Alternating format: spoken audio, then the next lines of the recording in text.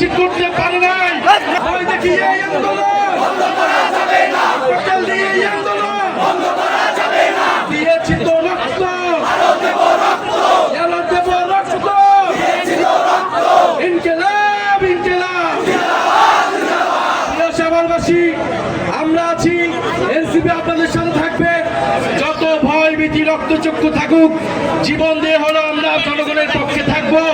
গণভোট বাস্তবায়ন করবো, বিচার নিশ্চিত করব, সীমান্ত সুরক্ষা রাখ করব এবং জনগণের অধিকার আদায় করব।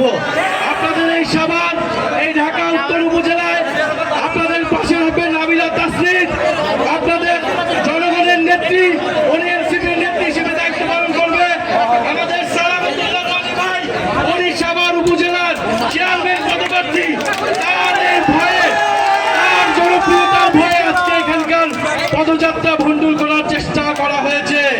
তখন এই ককটেল মারা হয়। ঠিকভাবে আমরা হতাহতের সংখ্যা এখনো বলতে পারছি না, যারা আমাদের হাসপাতালে গেছে। আমরা বিষয়টা অবশ্যই আপনাদেরকে জানাবো মিডিয়া এবং প্রেসের মাধ্যমে। আমার নাম ইঞ্জিনিয়ার সাজেদুর রহমান, জাতীয় যুব শক্তির কেন্দ্রীয় সহ সাংগঠনিক সম্পাদক, জাতীয় নাগরিক পার্টি এনসিপি।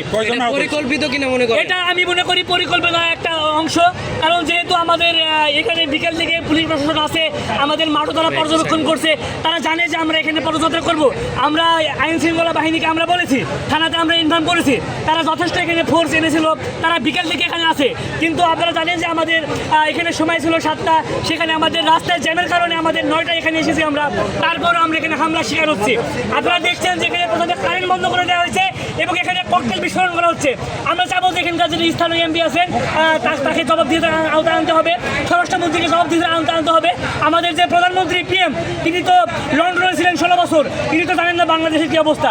তিনি লন্ডন থেকে আমরা জুলাই যে এনেছি, জুলাইয়ের এই ফল যদি আমাদের হয়, তাহলে আমরা কিন্তু আরও একটি জুলাই আমরা আনতে বাধ্য হবো। মোট হচ্ছে 4 জন পেশেন্ট পাইছে আর কি। তার মধ্যে একজন ছিল একটু গুরুতর, তার পায়ের যে আঘাতটা ছিল সেটা একটু গুরুতর ছিল আর কি। তাদের আমরা প্রাইমারি এখান থেকে ট্রিটমেন্ট দিয়ে আমাদের ওটিতে পাঠিয়ে দেওয়া হয়েছে আর কি। 3জনই আছে, 3জনকে ওটিতে পাঠিয়ে দেওয়া হয়েছে। পরবর্তী ম্যানেজমেন্ট এখানে অপারেশন থিয়েটারে হবে আর কি। কাট ইঞ্জুরি ছিল আর কি, পলিট্রমার পেশেন্ট আর কি, মাল্টিপল ট্রমা আর কি যেটাকে বলে। আমি তো বললাম যে সিরিয়াসের মধ্যে একজন এরকম একটু সিরিয়াস ছিল, তার কাট ইঞ্জুরির পায়েটা একটু ডিপ ছিল আর কি, ব্লিডিং হচ্ছিল। আমরা এখান থেকে প্রাইমারি ম্যানেজমেন্ট দিয়ে এটা ওটিতে পাঠাইছি, ওখান থেকে এক্সরে দেওয়া হয়েছে, যদি সিলাই টিলাই লাগে ওখান থেকে দেওয়া হবে। বোমার ওরকম কিছু আমরা এখনো টেস্ট বা এরকম কিছু পাইনি আর কি, বা এক্সরে করলে বোঝা যাবে যে ওটা ওরা পেশেন্ট পার্টি যেহেতু বলছে বোম ব্লাস্ট, আমরা এরকম ভাবে আর কি সাসপেক্ট করতেছি আর কি।